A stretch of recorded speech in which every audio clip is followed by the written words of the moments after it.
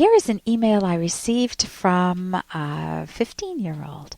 Hi, Dr. Kenner. I am 15 years old and I am losing popularity fast. I used to be friends with so many people. Now everyone seems to hate me. And I've been nice to everyone. They just don't seem to like me anymore. Please help me be friends with everyone again. Thanks, Jody. Okay, Jody. When you talk about wanting to be friends with everyone, that's unrealistic. I mean, I don't think I'm friends with everyone. Not everyone likes me, and I think I like some people a lot, I like some people a little, and I don't like some people. So when you're looking to be Miss Popularity, that's not going to be helpful to you. What you want instead is to think about, what do I want in a friendship? What do you want in a friendship? Do you want not just a lot of admiring people who listen to what you say, but do you want one or two genuinely good friends, people you can go to who are warm listeners, who are interesting, who share the same activities and interests that you have, who have the same type of sense of humor that you have, and you guys are interested in the same things? You don't need a whole bunch of people. You want to make your goal, how can I find a good friend? And it may not be with the same group of friends. So that's the first part. In terms of popularity, I would shift that from, instead of thinking you need to be, in quotes, popular, make the goal to be to find a good friend. And it can be one or two friends. The next thing you say is, now everyone seems to hate me. The first thing that comes to my mind is, everyone? Hey, I got to interrupt this because we've got to pay some bills. 30 seconds, that's it. A very quick ad, and then Ellen will be back. Romance. Ugh, I wish guys knew more about what we want from a relationship. Boy, I wish I knew more about what I want. Where's that ad I saw? Here it is. The Selfish Path to Romance.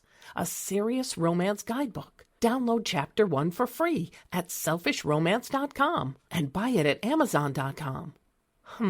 The Selfish Path to Romance. That is interesting. The first thing that comes to my mind is, everyone? That's mind reading. You're assuming you know what's on their mind. Obviously, you're picking up some feedback from them that they're not as comfortable with you as they have been in the past.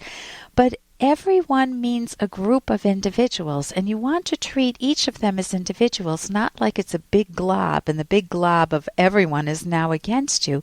Think of it in terms of individuals.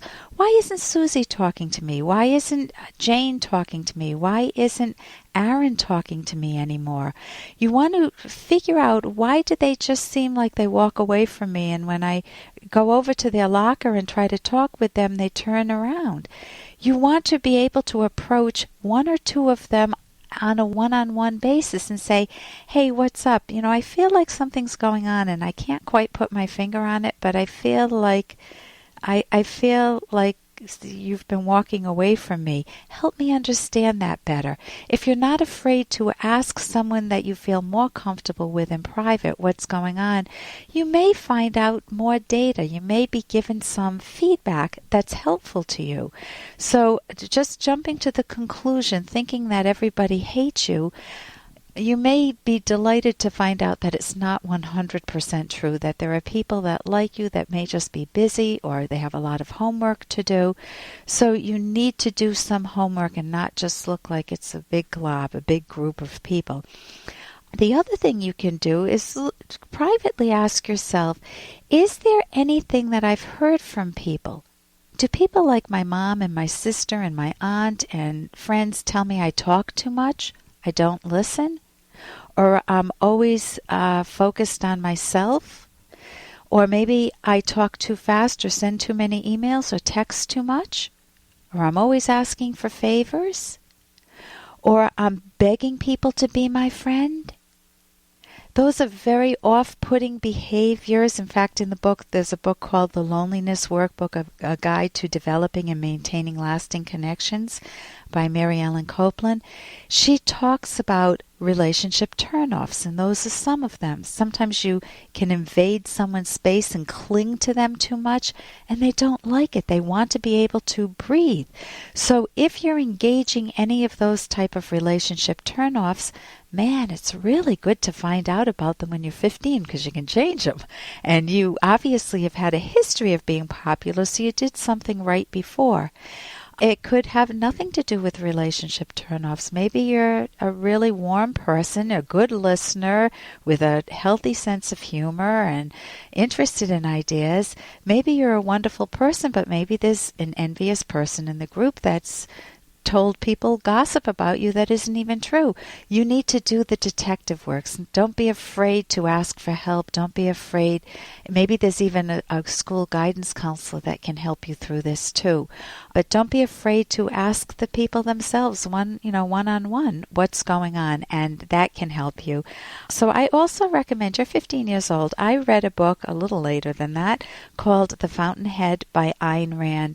And I learned how important it is to really value yourself, to be your own best friend. I know that sounds like a cliche, but when you can be your own best friend, you actually are more likable to other people too, to make your own life interesting, and you become more interesting to other people, and you attract better people into your life.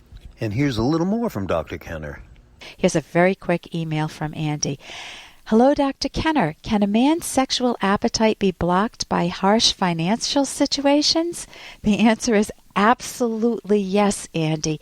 That if you're feeling like you're successful financially and you love your job and you've got a good hobby, then you'll feel like you want the reward of sex. If you feel like you're a failure financially and you can't get anywhere in life, you're not going to feel like celebrating as much, and sex takes a very different, it isn't anywhere near as enjoyable, and you may not even want it anymore. I'm Dr. Ellen Kenner on the Rational Basis of Happiness. For more Dr. Kenner podcast, go to drkenner.com and please listen to this ad. Here's an excerpt from The Selfish Path to Romance, the Serious Romance Guidebook by clinical psychologist Dr. Ellen Kenner and Dr. Edwin Locke.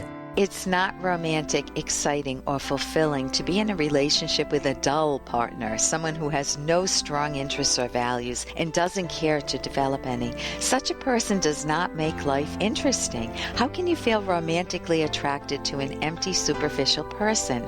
And who would want to date or marry an unkempt, smelly person who lives in grimy sweats, rarely showers, and seldom brushes his teeth or combs his hair? Looks do matter.